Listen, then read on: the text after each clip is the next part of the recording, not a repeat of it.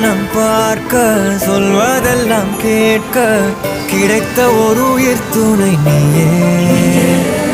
என் சிரிப்பில் பாதி என் துயரில் பாதி பகிர்ந்து நீ அருந்துகிறாயே. எல்லாமே